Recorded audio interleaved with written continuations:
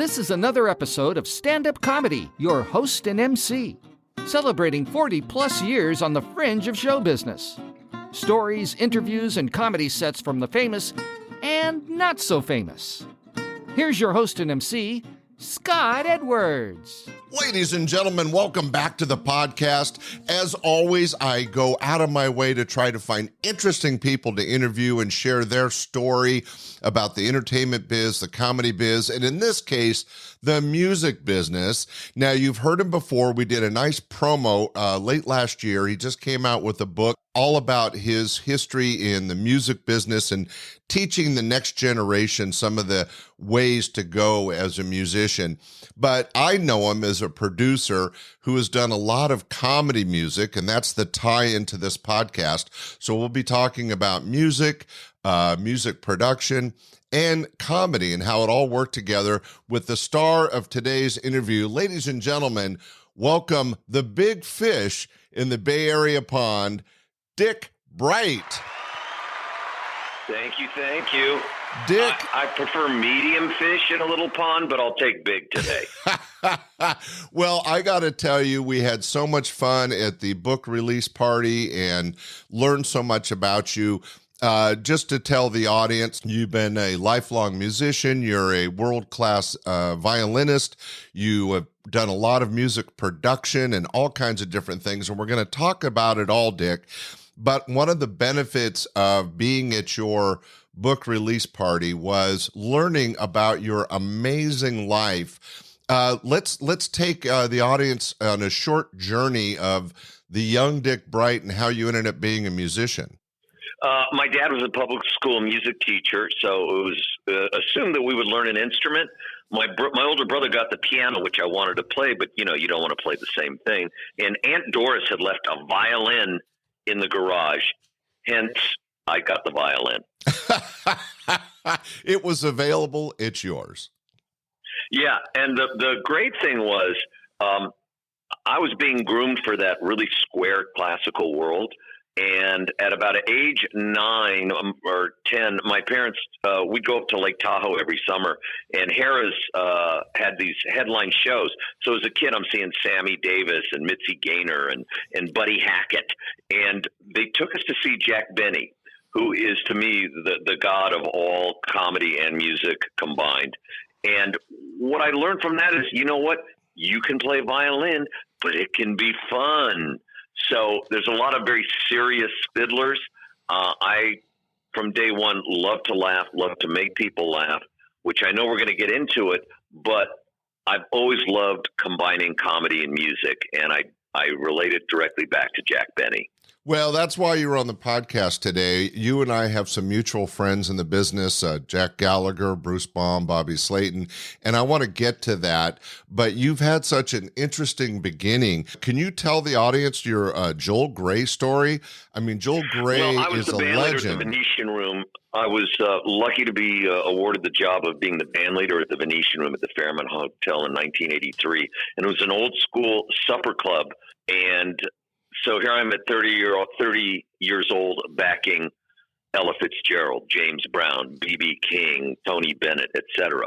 And Joel Grey, the king of the Borscht Belt and Broadway.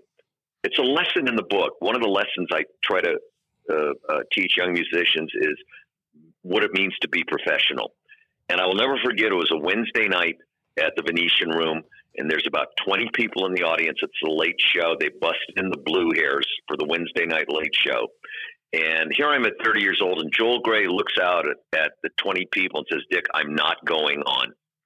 And I was like, had been there a year at the Fairmont. I'm freaking out. I'm going to get fired because Joel Grey's not going on. I call my boss at his home at 10:30 at night. Whoa, what do I do, Mr. Swig?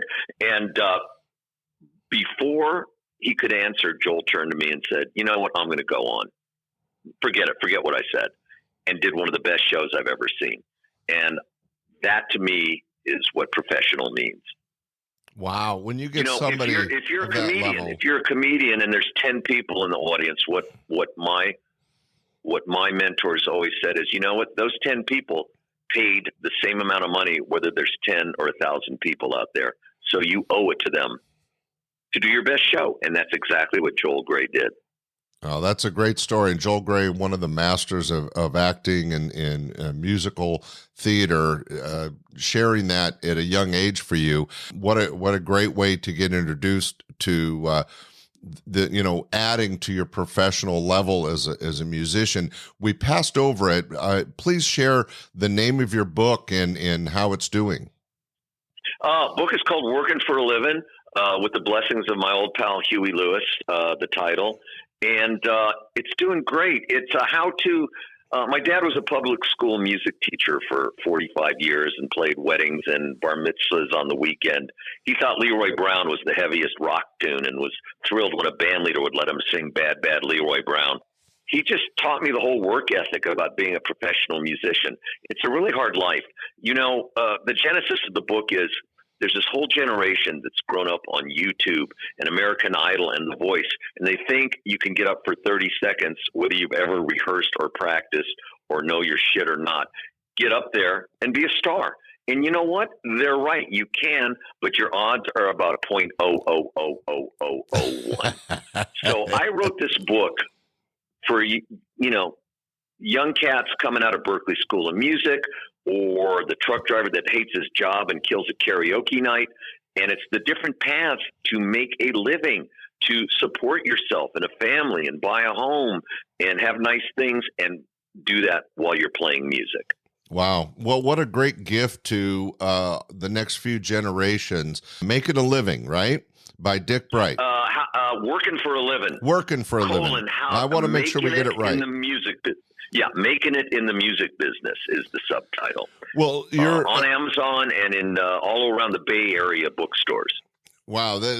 I know it's going to do really well, and your coming out party for the book was amazing. So congrats on that. Now, you've done more than be a musician. You've done a lot of production work. You got involved in the Bammies, which for those outside of the Bay Area is a huge get together once a year of all the musicians in the San Francisco Bay Area, where some of the best musicians in rock and in other types of music have come from. Share a little bit about the Bammies and your involvement. Well, I was a co-leader with my dear friend Roger Clark. We had a rock band in the late 70s called Little Roger and the Goosebumps.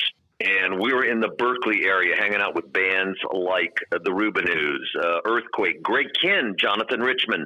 And there was a wonderful spirit in the Bay Area. It was kind of the we hate LA thing because of all the glitz and glam. And we started, Bam Magazine was this really cool local magazine. And they were Bay Area Music for everybody out there. Bay Area Music, shortened to BAM. It was, I'm in Northern California, and I was well aware of all that. It's amazing. It was really cool. So they came to Roger and me because we just had a hit with Stairway to Gilligan's Island, our novelty record, Dr. Demento Classic. And Roger and I, along with BAM Magazine, created the Bammies, the Bay Area alternative to the Grammys. And it was like, let's be silly and stupid and have fun and have artists sing songs they don't normally sing. I had a 30-piece orchestra. So for 13 years, it was really, the idea was to make it a celebration. If you're brought up right as an artist, whether you're a comedian or actor, musician, you learn you're only in competition with yourself. So I kind of have always not liked award shows pitting artist against artist. And so the Grammys was, let's get together. You walk into Slim's nightclub, and there'd be some groovy new act, and in the audience, it would be me, Huey Lewis, Santana, some other blue-collar wedding band guys, and we were all pals. There was no, I'm a star, you're not. It was such a good vibe, and that was the genesis of the Bammies. Well, it was a hugely successful set of shows that really brought together all the talented musicians for the Northern California, San Francisco Bay Area genre of music. And I'm up in Sacramento, and yet we heard amazing stories and of all the success over all those many years. So congratulations on that. Highlights included, I got Taj Mahal to sing Disco Inferno, okay? That says it all. Yeah. Well, one of the things that's interesting, and you've had such a variety of experiences in your life that I'm going to pick on a few, but let's bring it back to comedy a little bit. You have a terrific sense of humor. And I think that that's done you well in your lifetime because you're already a talented musician. You were kind of raised that way. You found Jack Benny. You were able to bring comedy into your life. Then you have this kind of obtuse view of music where you could do different things like the Bammies or starting the Goosebumps and doing Stairway to Heaven with the Gilligan's Island to such success. You did the Born to be Raised album for Bruce Baum. And I think that that's been a real gift to you. Now, we name drop Bruce Baum, Bruce Babyman Baum. You worked with Jack Gallagher, but also Bobby Slayton, Robin Williams, Bob Saget, some of the biggest names in stand-up comedy. Did you ever make that a choice, or did it just kind of happen and because of your personality, you had a gift for it? Well, here's the story. I always loved to laugh and make people laugh. In college at UC Davis, I sat next to this crazy guy that looked like David Crosby named Bruce Baum. To this day, we smoked so much weed back then, we could not agree on what class we took together. So fast forward 7-8 years after college, I'm playing at the Old Waldorf, this cool nightclub, sitting in with the great Kin Band. And Bruce is doing stand-up at the Punchline. Now, the two clubs shared the kitchen. So on a break, I'm in the kitchen, and it was like, Bruce, Dick, what the, you know what? It's like we just hit it off like we hadn't missed a day. And then I started hanging out with Bruce, and he'd play the other cafe in 1980, and there on the lineup would be Saget, Kevin Meaney, Dana Carvey, Jeremy Kramer, Bobby Slayton. And I love these people, and we all just hit it off. And that became my comedy family along with a musical family. It's like a family. So that's my other family from the music business. And it's very near and dear to me. And, people like Jack and Bruce are, to this day, family. They're some of the greatest people on earth and my closest friends. Well, I think it's interesting, Dick, that you bring this up again. You've mentioned it a couple times, and you mentioned it several times at your book launching. And I think it's so important that people understand that when you're an artist, whether it's comedy, acting, or music, or magicians, there is a kind of built-in community that, like you said, in some, there are people that are competitive and fight relationships that they might create in that community. But the vast majority of us really, use the term family. That's taking it even another level emotionally. But even for me, falling into stand-up comedy in late 1979, 1980, when I opened my first comedy club, I'm not even an act. I'm not even as creatively talented as all the people you're mentioning and yourself, yet I was part of the community so much so that it infected my life that now I'm doing this podcast, 50 years later. It's wonderful. It's your legacy. And what those comedians get is that you were basically supporting them. You were putting food on their table by doing what you did. And artists appreciate that. Well, and you and I, that's where you and I connect. We've both been producers. And as you just pointed out, producers provide an income and a venue for talented people to showcase their talents. I guess it's talented people sharing their talents. I'm very well spoken. I'm there. All the people I mentioned, I think I'm like one of their biggest fans. And that's where it starts, Yeah, you're a fan, but you bring your business acumen to it in putting together shows. For example, you produced the Goosebumps, which had some successful songs. You produced Bruce's album. What joy or what did you learn by getting on the production side with comics and mixing that with your love, which is music? Well, I think it's, I appreciate you giving me the accolade of producer, but I'm more of a co-worker, co-creator. I don't have the patience in the studio. There's like a musical producer. I'm more in on the creative end. I have put on productions. That's more entrepreneur to me, but just semantics. It's fun. I want on my tombstone that it's going to say fun is highly underrated. I got in the music business because it's fun. And a lot of musicians take themselves too seriously. A lot of artists, a lot of actors take themselves too seriously. Most comedians don't. And so I was always attracted to the comedy community, because what is sense of humor but the ability to laugh at yourself when you get down to it? So people like Bruce and Jeremy and Bobby are like the best hang ever. No, Jeremy Kramer is such an unusual guy and so funny. Hey, you mentioned acting, and it's true that actors are a different breed altogether when it comes to entertainment and talent. But you've done some acting. You've been in a few movies like Mrs. Doubtfire. You've done some television work. Maybe share with the audience how being a musician somehow got you on the screen. Well, actually, I was a drama music double major, and I did a lot of theater in high school. And I think where the music helped the acting is just being comfortable on stage. You can tell when somebody's uncomfortable in front of the camera. So I've been gigging in front of my, at Christmas playing with my dad and my brother since I'm 7 years old. I've been on stage. So I think that where it helped my acting was a comfort level. And also all the principles that apply to music kind of apply to acting. Be generous, be a good listener. I put in my book, Larry King said, I never learned anything while I was talking.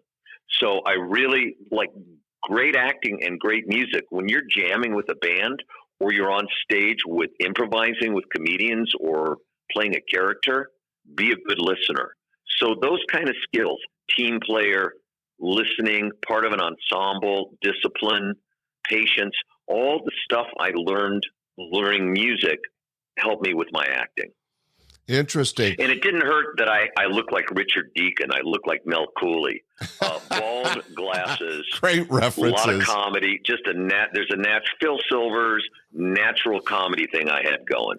You really do. And then you add the violin and the Jack Benny reference, and it all comes together.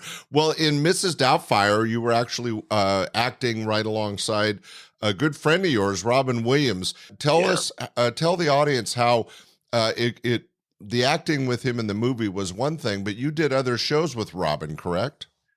Robin came and sang at the Bammies. He came, we were all knocking around the clubs. There was this great band called the Tubes. I don't know if you remember the Tubes. Oh, yeah. Fee Waybill, White Punks on Dope. And they had a gigantic show called the Tubes Talent Hunt. And all the young pups like myself and Slayton and Robin went and auditioned, and we all kind of got to know each other. And I credit the Tubes for my relationship with Robin, just meeting him way back, and truly one of the most generous, kindest souls on earth. So the Bammies, Robin, you want to come do something? He did Elmer Fudd singing Fudd on the Hill, Wound and Wound. He did Pointer Sisters Fire, like Elmer Fudd. I can't do it, but he was brilliant. So, and then it's a small town. I'd be playing the opening of the SF Opera Gala Ball, and Robin was there, and he'd jump up and jam with the band. So we'd always hung out. I'd go to the Holy City Zoo after work, and it'd be Robin jamming with Michael Pritchard and Kevin Meaney and Paula Poundstone. It was just a great creative time. So Community. Fast forward Yeah. to Community, family. Fast forward to Mrs. Doubtfire. I auditioned with my agent just like everybody else, but the word came down that if you were as good as any actor in LA, Robin, Ty went to the runner. If you notice, many of the small parts went to Robin's friends. Jeff Bolt, wonderful comedian, was the other waiter in the scene that I'm in at Bridges Restaurant. Dan Spencer was the sous chef, the cook, wonderful comedian. So a lot of those roles were thanks to Robin and his kindness. Yeah, he was a giving guy, and it's so fascinating that you share the story because besides being an amazing comic and a big supporter of everybody in that entertainment community, but I don't think even I knew that he was that involved and interested in music and sang. So new news here that he must have just well, I'll tell you this, tried it's it so all. funny. You know, it's like every musician wants to be a sports star, like Huey Lewis in sports, and every sports star wants to be a musician, and every comedian wants to play music, and every musician wants to be, everybody wants to do something that they admire. So comedians can be very competitive. So I go to the Holy City Zoo late night jam, and they're a little competitive, but because I played music, I got along with everybody.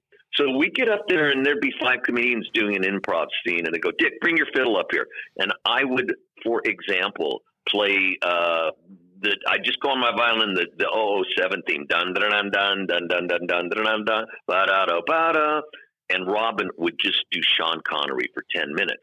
So I would give him like a bounce pass from Curry to Klay Thompson.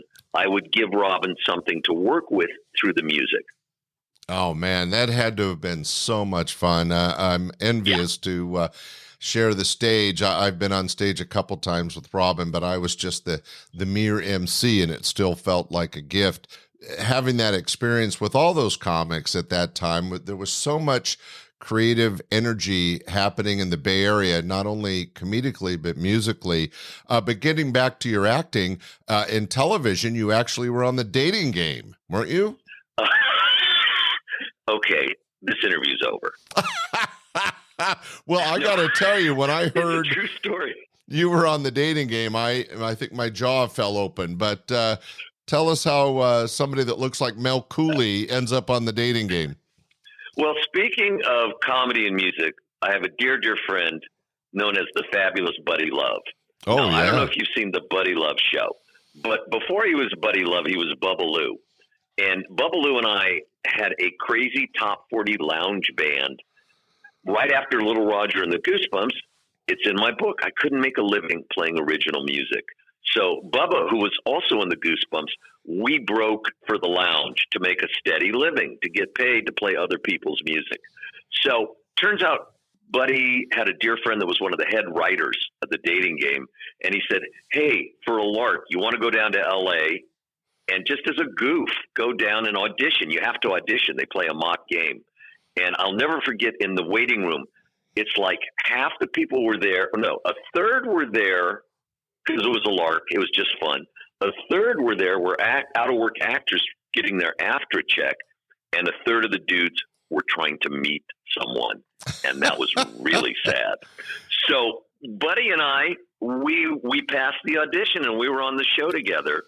And it was like total goosebumps. You're sitting in the chair and here they are. And it's on that turntable. And it was just like a flash and that show had been on for years. I watched that like in high school. And my favorite one was, I remember Kareem Abdul-Jabbar, when he was Lou Alcindor, was on that. And the first thing I thought of when I sat in that chair and came around was, I'm sitting in the chair that Lou Alcindor sat in. That's all I remember from the beginning. Now, fast forward, I actually win. No. And we go on the date, and I think I'm probably the only contestant that didn't get laid on a date on The Dating Game. Oh, that is just hilarious. And The Dating Game was such a standard of TV entertainment in the 60s, 70s, and 80s. I mean, especially going back to early game show TV, The Dating Game was just infamous. Iconic. Jim Lang was a DJ at KSFO. Oh, I didn't know that. He was a radio jock in the Bay Area. Now, you never meet him, but I just thought that was kind of cool. That is very, very cool. And just to have that as in your repertoire of experiences is cool. Now, one of the things that really I took away from your book signing and spending more time with you, and as I mentioned, you and I have crossed paths a few times in history, but I got to know you just recently at this book launch and hanging with you and talking with you. And Two things struck me.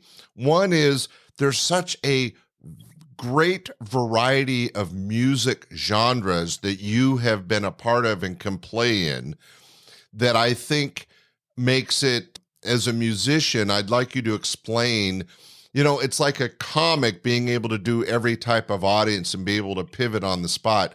A musician, we're talking, weddings and special events and jazz and rock and roll and all this great variety, and still you're able to pull your talent through. And part of that is you did a lot of weddings. Yeah. Heck yeah. How does a musician, in short, we don't want to give away the book, but how do you find the capability of playing everything from rock and roll to symphony? Well, I'm going to backtrack a little. What I talk about in the beginning is there are basically two kinds of artists. There's people that are original artists who write their own music, and that's the most important thing to them. And if playing YMCA and Sweet Caroline is going to kill your love for music, don't do it. Get a day job, go play open mic, try to sell your songs. I was never bit with the original songwriter chip. So growing up, I loved Mozart. I loved the Ramones. I loved the Beatles. I love Neil Diamond. I just, by the luck of the draw, have always loved I love all music. So being in cover bands was fun for me. I get to play a wide variety of music. I think it was either Basie or Ellington said there's only two kinds of music, good and bad. And so to me, it's been a blessing.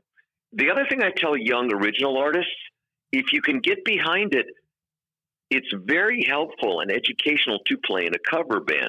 You're going to learn why that Madonna song was the hit. Maybe it's the guitar lick. Maybe it's the drum pattern. Maybe it's that tabla on the beginning of the song is the hook.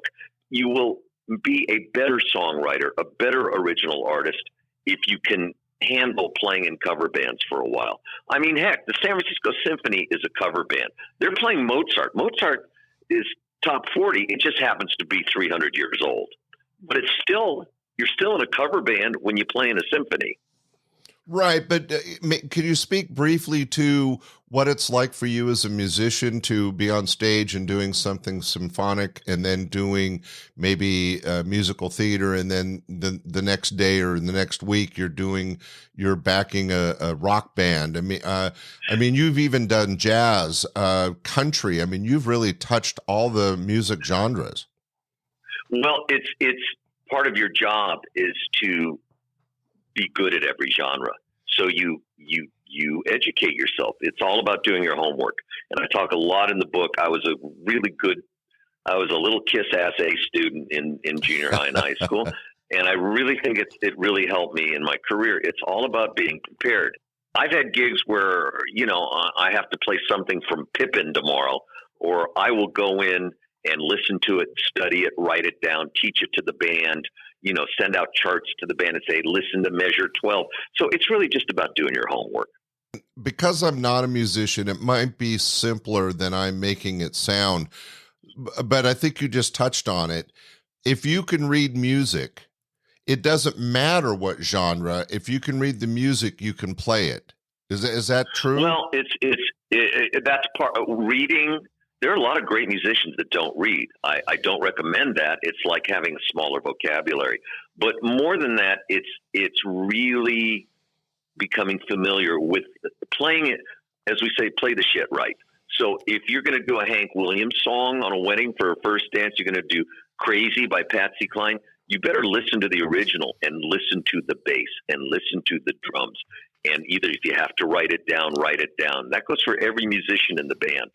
So it's all the same thing. If you do your homework, you get into it, so to speak, and you break down, why is this such a great record? Why does this sound so good? And if you can, it's like critical thinking. If you can figure that out, and then I will literally sit down with a YouTube of Patsy Cline and pull out my violin and play through the song 5 times. Yeah. Well, it kind of goes to what you were talking about, the connection with other entertainment, like a magician, an actor, even, and in musicians. It's all about rehearsal and being prepared. In comedy, there's much less rehearsing because every time you get on stage, it's a new situation, number of audience, type of audience. And yet getting on stage is a rehearsal that gets you to be better at what your art form. So rehearse. In comedy, we call it stage time, stage time, stage time. Well, that's part of it, but I'm talking more about not on stage and preparation. And our dear friend Jack Gallagher, who I got to think I am one of, if not his biggest fan. He's brilliant. He's brilliant stand-up. Jack had a one-man show at the Sophia all about his career as being a stand-up comic. And he talked a lot about, in the early days, he would, on cassette, record every performance every night, whether it was a 10-minute set at a coffee house, and he would listen back and go, oh, I need to wait 2 more beats before I say the punchline on that joke. So, yes, there's no substitute for what I call flight time. It's like a pilot. You got to put in your flying hours. But preparation to me is as much as actual on stage time. Well, that's great advice in any art form or any job. But DiMaggio said make the hard plays look easy. That's why they said Joe DiMaggio was great. And I think the artist is the same thing, whether you're Jack or you're San Francisco Symphony and you're playing, Stravinsky, or I'm playing some complicated, jazz song by, the Mahavishnu Orchestra. It's my job to prepare so well that the audience, when they watch you, it seems easy. You never want to sit in the audience and go, wow, he really struggled to get through that song. Right. You want it to look like you've been doing it 1,000 times. Exactly. Well, that's great advice, Dick. Thanks for sharing that. Now, pivoting back to comedy, now you did some production work. How did what you learned transform into, for example, producing Born to be Raised for Bruce Baum, and the Goosebumps and their success with Gilligan's Island to Stairway to Heaven? What would you say, as a musician and as a producer, helped you be able to make those two things happen? How did you bring... A lot of pot, a lot of weed. Well, that probably didn't hurt. Opens the creative juices. No, I'm kidding. I'm half kidding. Back in those days, in my 20s, everybody smoked a ton of weed. And in some ways, the Gilligan thing was born out of everyone was high and wouldn't that be funny? But that's kind of luck. I don't know. That's a really good question. I think it's just, I like to laugh. And I find a lot of musicians, like the classical world, the ballet world, the opera world, it's very serious. I had a choice of either being a professional actor or playing music. And this is the God's truth. I chose music because I just enjoyed the hang. I hope I'm not offending any actors out there. The hang was just so much fun with musicians, whereas actors and opera singers, it was so serious. And indeed, my whole upbringing, my violin teacher studied with Jascha Heifetz. I was being groomed for the LA Philharmonic to play. Probably there's 40 violins in a symphony. I probably could have been 35th, certainly not the last, but nowhere near the top, but good enough to be in the LA Phil.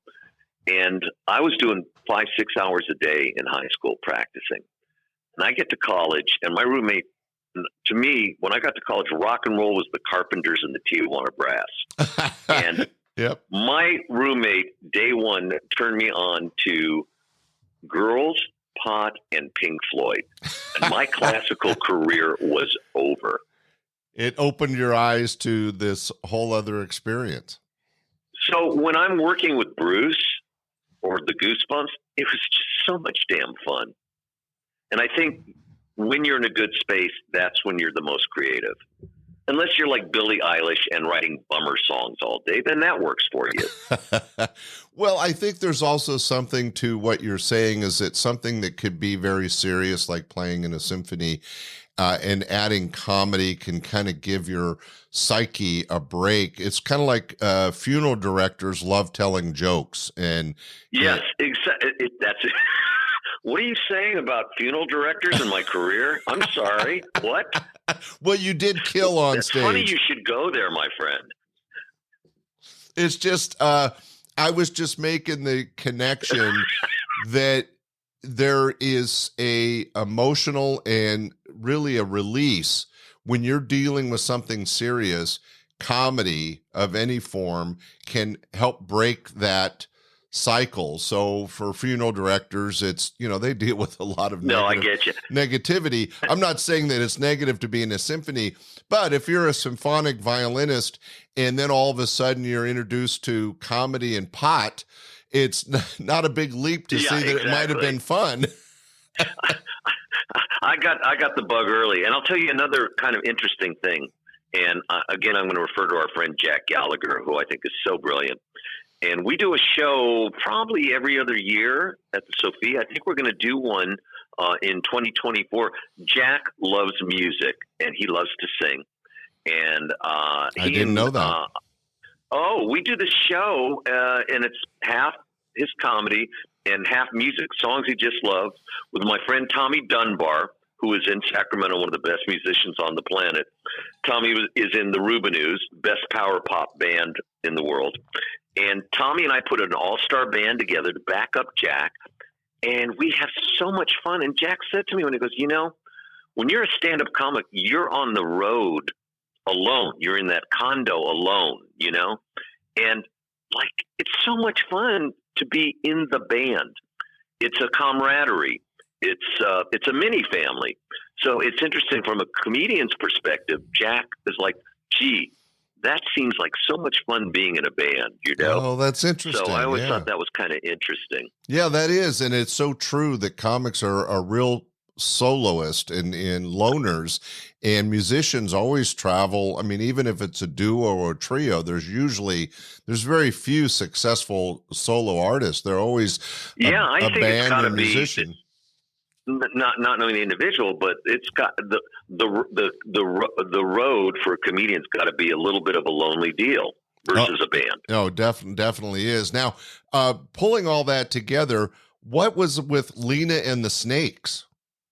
Leela and the Snakes. Leela was this amazing actress comedian named Jane Dornacher. I loved her, by the way, and got a chance. Oh, I'm so glad. She was. She was part of the Tubes. She was part of the Tubes show, but she had her own side band called Leela and the Snakes. It was an all-girl band. This is 1976, 77, and she also did stand-up comedy at the Other Cafe and the Punchline. And she did wacky characters like Marge Battaglia, junk food expert. And we just hit it off. And, she would take Hostess cupcakes and say, this is how you prevent radiation poisoning, and spread like snowballs and cupcakes all over her body. She was freaking hilarious. She was also a brilliant actress. You can see her in The Right Stuff. She's the crotchety nurse, redheaded nurse. She's phenomenal. So I was the first male Snake. She asked me to join her band. Well, that's what we had a blast. I should have maybe set it up better, but I think that it's so. I knew you were going to get there, but what makes this band so unique is it's an all-girl band that you are part of. Yeah. Well, she made me go in drag, and this is 19. Talk about being woke when you're 20 years old. I was not super comfortable, so I wore a nun's habit and smoked a cigar like Milton Berle just to make sure everyone knew I was straight. That is so funny. How long did you tour for them very long? We never toured. We just did dates in town, but then Roger and I produced, and you can find it online, everybody. It was a record called Rock and Roll Weirdos, and it's really cool. Oh, man, it just sounds, again, Dick, you seem to find the funny. I mean, You know, there's all this music stuff going on, which you're so talented at, and production work. And here you end up working again with one of the strongest comedic minds in the Bay Area, much like Jeremy Kramer, kind of a little askew, but combining your music with comedy and performing with the Snakes. I mean, that's amazing. it's really funny because necessity is the mother of invention. And I became a band leader because who's going to hire a bald 25-year-old violin player? Nobody. So I became the leader in terms of my music career and I've run society bands, for 45 years, and I've done great. I'd much rather be just part of the band and in Jane's band or in Roger's band, but I also wanted to make a good living, and I wanted to buy a house and wanted to not worry about paying the bills. So I made a very conscious choice, to not go the original route. Right. And by the music. Right. And by being capable of playing all the genres, you were available to all the different gigs. And that means it served me well. And all the money. And the other thing about the music thing in terms of weddings and parties, it's a marketing thing. Know your audience, know your demographic. What song? I have a whole chapter on. I put a sample song list when you play a wedding. You got to play something for grandma, but you don't want the teenagers to think you're square. So you'll do something like At Last and then segue into Bruno Mars or Taylor Swift. You want to try to, it's a marketing thing in terms of what songs you play. It's like, do your homework. Well, you're so smart at it, and you've really had a whole successful career of taking your brains and your musical talent and putting it to the best possible use. I have to ask another question that's going to seem a little off base, but my wife would disown me if I didn't ask. She is one of the world's biggest Oakland A's fans, and I got a chance to meet Ken at your event. Can you share briefly for my wife and for the sports fans in my audience how you got this relationship with one of the best announcers with the Oakland A's? Well, to backtrack just a little, I'm a regular at the A's, Warriors, and Giants. I play the national anthem once a year. I'm a total sports nut. I get out on the field and I'm like 7 years old, and it's probably the only time I get nervous at a gig anymore. I'm out there in the mountain playing the anthem by myself. No drummer to cover up my intonation, So that is one of my happy places is playing the anthem every year. Backtrack, in fourth grade at Kenner Canyon Elementary School, one of my best buddies was little Kenny Korak, who went on later to be one of the best voices in baseball, because he and I grew up on Vin Scully, so he grew up listening to the best. Fast forward, Ken did his time. He was working for UNLV. He was doing all their games. We really hadn't stayed in touch. He saw the Goosebumps.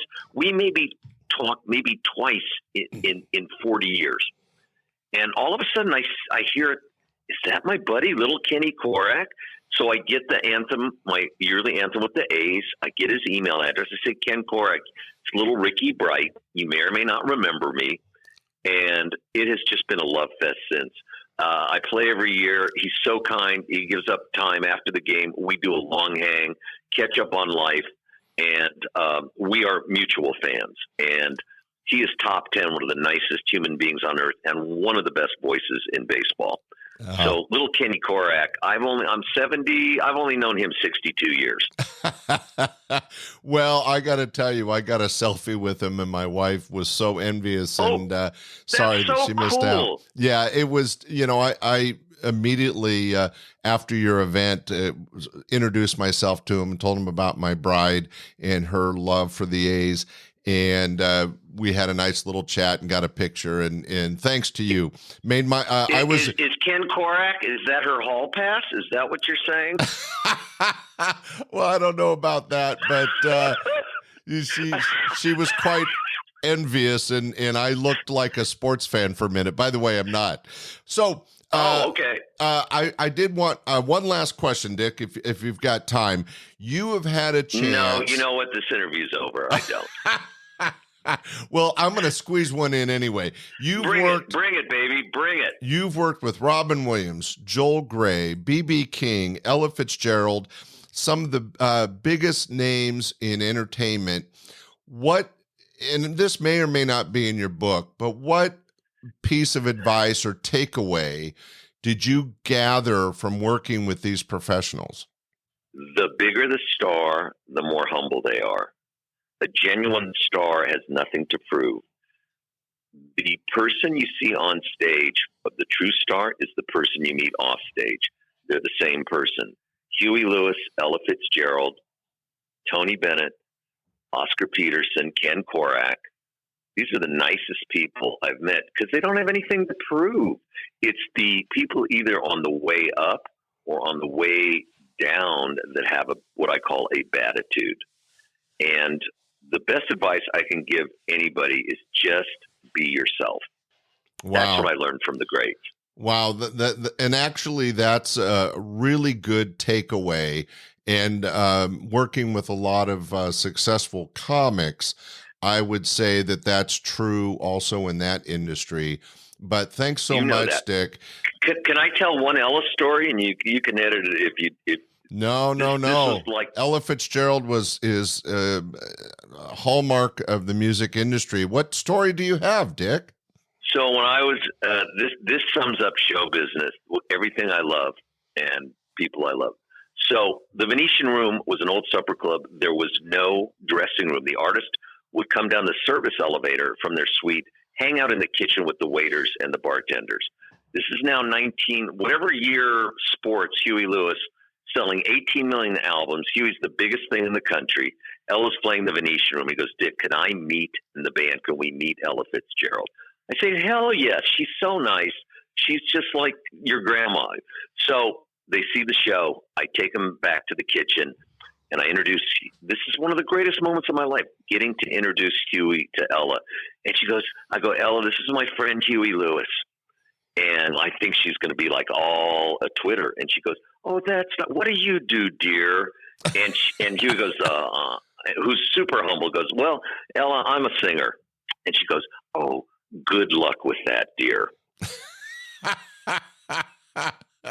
And two of the humblest people just being themselves. And it made Huey's night, it made Ella's night, and it made my night. And, that's where it's at. Oh, that is such a great story. I got a chance to work with Huey a couple times, and very down to earth. Like you said, the stars don't need to promote themselves, but I think it's so funny that you're bringing somebody like Ella Fitzgerald and Huey Lewis, who each in their own way are huge successes in music, and yet because of the generations, they were connected by music, but yet not exactly connected. She didn't care if he was a star or not, and he didn't care that she knew he was a star. It's all about, I always say we don't make enough money to work with assholes in my business. And you know what? My brother, a very successful lawyer, he can get hundreds of dollars an hour. You can put up with jerks. Our business, if it ain't fun, don't do it. It's just got to be fun. That's what the job is. So for me, that was one of the most fun nights of my life, introducing two of my favorite people. Wow. That is a great story. Thanks so much for sharing it. Hey, ladies and gentlemen, that story and much, much more is available in Dick's book. Dick, give it one more good plug. It makes a great gift, too. So tell everybody about your book. Working for a Livin, How to Make It in the Music Business. It's on Amazon. It's very practical how-to for young and aspiring musicians of all ages, how to make a decent living and have fun and make money at what you love. And it's a rare thing to do that for a lot of people. There's a lot of life lessons that apply to any field, and they're fun stories and a lot of very practical information. And I'm having a blast Never thought I'd write a book, and it's my way to pay it forward to, all my musical buddies. Well, ladies and gentlemen, wherever you are in the world, go to Amazon, find Working for a Living, and get this book. If you are an aspiring musician, it is the Dummy's Guide to the Music Industry, and Dick Bright is the man to lead the way. Why? Because he's had all this great life experiences, and he shares it in the book, and more importantly today. I love that you bring in Dick Bright and Dummies in the same sentence. I really appreciate that, Scott. Thanks a lot. Well, I have met you, sir. All right, ladies and gentlemen, thanks for joining us on the podcast. Be sure to pick up Dick's book, Dick Bright. It was such an honor to have you on the show. Thank you so much, sir. Scott, thank you for all you do for artists, for all the support, and thanks for having me. And, it's all good. Thanks, man. Ladies and gentlemen, we'll be back next Sunday with another great show. Thanks for listening. Be sure to tell your friends. Bye. We hope you enjoyed this episode of Stand-Up Comedy, your host and MC. For information on the show, merchandise, and our sponsors, or to send comments to Scott, visit our website at www.standupyourhostandmc.com. Look for more episodes soon and enjoy the world of stand-up comedy. Visit a comedy showroom near you.